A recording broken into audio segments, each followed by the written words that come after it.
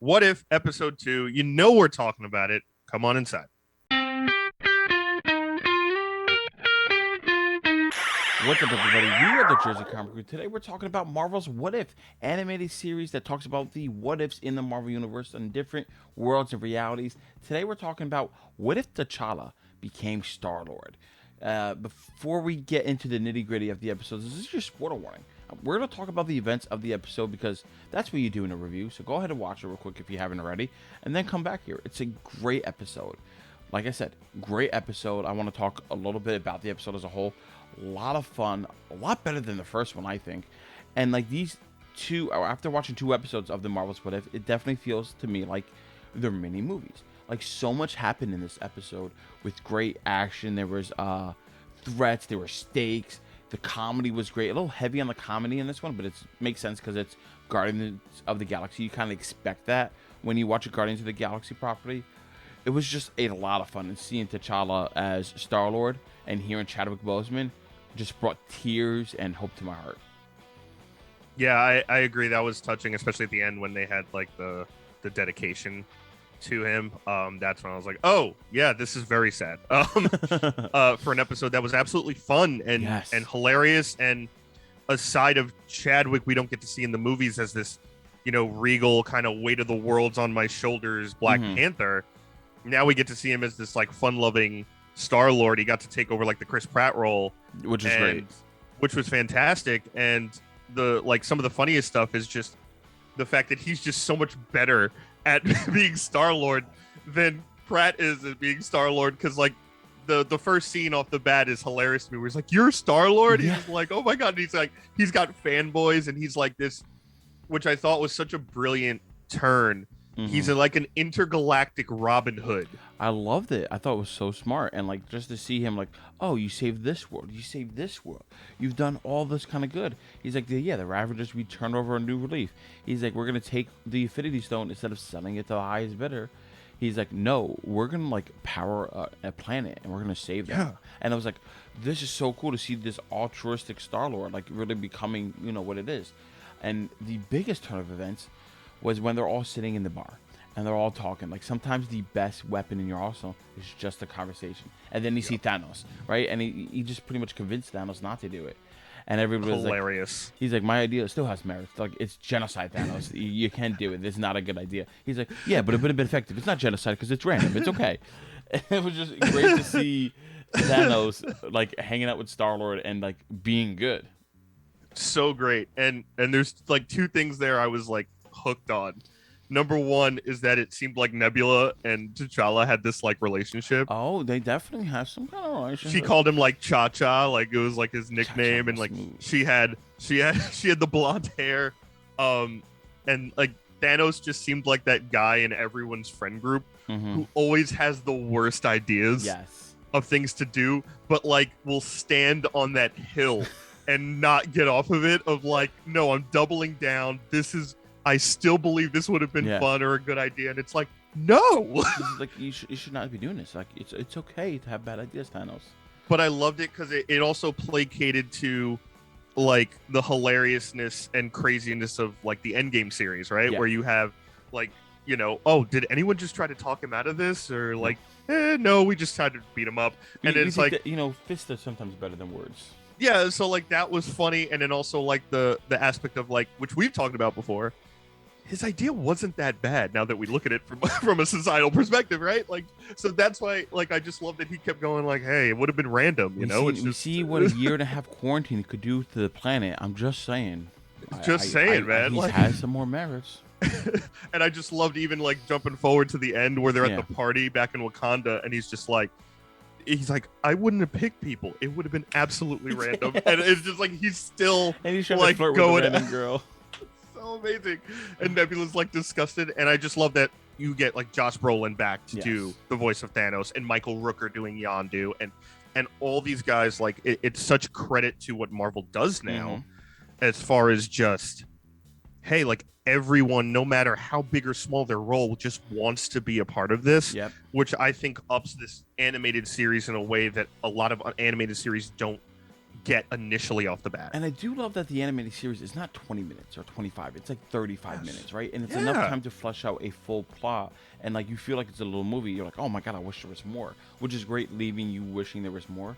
The main plot of this, you guys already know, is like they have to go to the collector's place, who's jacked out of his freaking mind, right? Huge. And I was like, I love this look of him, right? And it'll look like the collector in the MCU.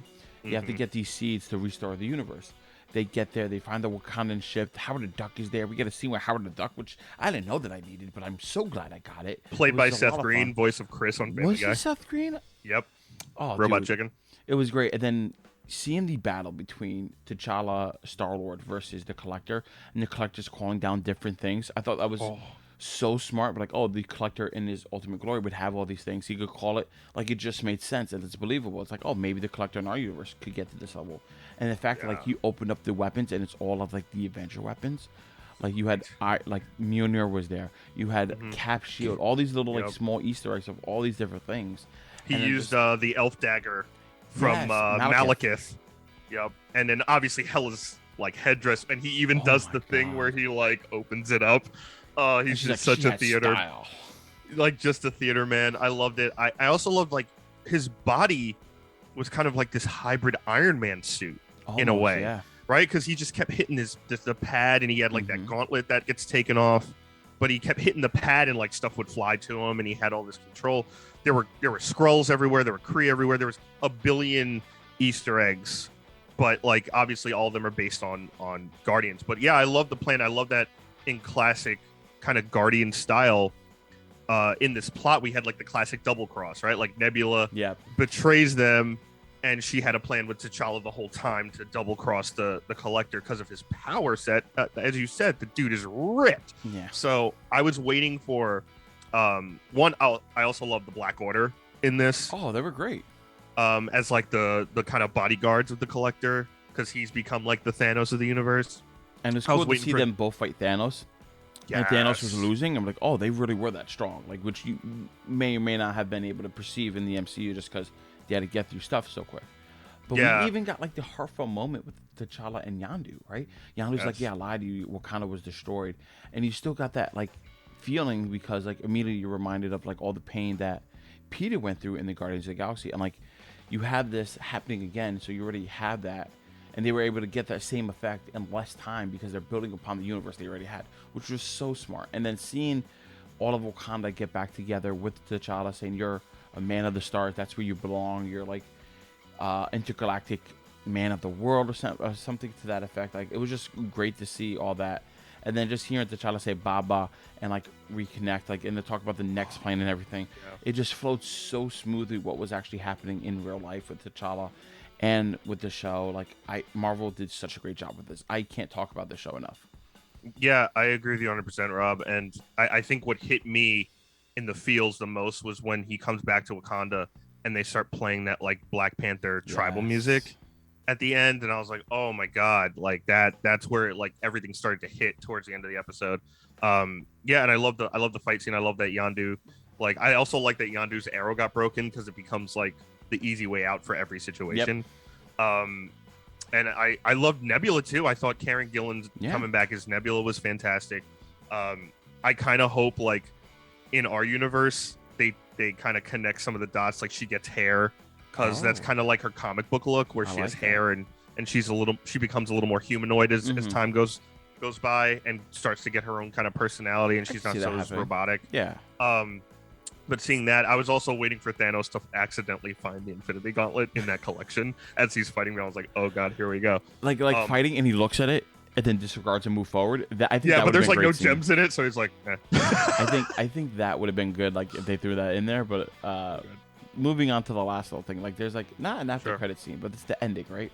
You see Peter's like mopping something. I'm like, oh, that's what became of Peter Quill. He works at a Dairy Queen. He's just mopping the floor. But then you see Eagle, the Living Planet, comes there and says, hey, my son. So immediately I'm like, okay, this means like if this does well, we're going to get a movie of this show and expands the universe. I don't really see them doing another episode in that same universe about that, even though I want it. I'm like, oh, what happens if Peter joins late? Does he become evil like Ego? Does he just follow everything? Or does he still rebel? Like it's still a story I want to see. But I think that's kind of the point, right? Like the kind of the point of like all these episodes, they give you a what if, they answer it, and then they just pose another one. Because like at the end of the first episode, Peggy Carter meets Nick Fury and Hawkeye. What if she joins the Avengers and does all that? What's that adventure like? Oh, what is this one like? And I think this goes back to what we were saying before, Chris, right? Like, if these do well and fan outcries there, and they leave like these cliffhanger endings, they could revisit in season 2 the next part of this, or they could do a one-off episode under the What If umbrella, and that becomes Marvel's animated movies. Like they could just do this and just keep raking in the money, keep raking in the love. Because like now I'm like, oh, what happens when T'Challa Star-Lord meets Peter Quill and he is under Ego's absolute control? What is that like? Yeah, I think there's a big chance for this episode we see an actual sequel episode in this season. Again, not for sure. Like you said, it could be next season. Absolutely. This could be the season where they're like introducing you to like a bunch of different worlds they want to focus on, and you'll see the sequels later at a time or whatever. But compared to Peggy's episode, this one seems way more direct as far as like, hey, like this is a thing. Whether it's an evil Guardians of the Galaxy, even though we saw Drax as a bartender and like his cool. life is great. But we didn't see Gamora in this episode. We didn't see Groot or Rocket in this episode. So there's totally a chance that, you know, we get this kind of evil Peter Quill character in this What If universe based on what happens with T'Challa. I think if... Any evil Guardians of the Galaxy, maybe? Yeah, an evil Guardians. And I think, if my memory serves me well, that T'Challa recorded a couple of episodes. Oh. So there's a major chance that we will be revisiting this, whether it's the next episode or a couple episodes down the line, of like, you know, how they do Guardians 2 instead of the first Guardians, where we get kind of T'Challa as the focal point. So I thought that ending scene was kind of the perfect icing on the cake, because I'm sure, like, a lot of people, right, like, oh, well, then what happens to Peter Quill if T'Challa gets taken? That's also a question. Like, the second T'Challa gets taken, you're like, okay, where's Peter Quill's trajectory? And unfortunately, it's working at a Dairy Queen, which is the same Dairy Queen his father and mother went to in the beginning of Guardians 2. I didn't even realize that. That makes so much more sense now. I was like, why Dairy Queen? Yep. That's your answer. Well, guys, that about wraps up this review and reaction to the second episode of Marvel's What If T'Challa became Star-Lord. Let us know down in the comments below what you thought of the episode. We really enjoyed it, and we hope you did as well. And guys, thanks so much for watching. Give us a thumbs up, like, it really helps the channel out a lot. If you're new, subscribe and turn those notifications. You do not want to miss any more What If. We're doing it for every episode, so you can come right back here and watch it. As always, check us out on our social medias on Instagram and Twitter at Jersey Comic Crew. Make sure you check out other videos on the channel if you missed any. And as always, I'm Chris Heller. That is Rob Moran. We're the Jersey Comic Crew, and we will see you next time.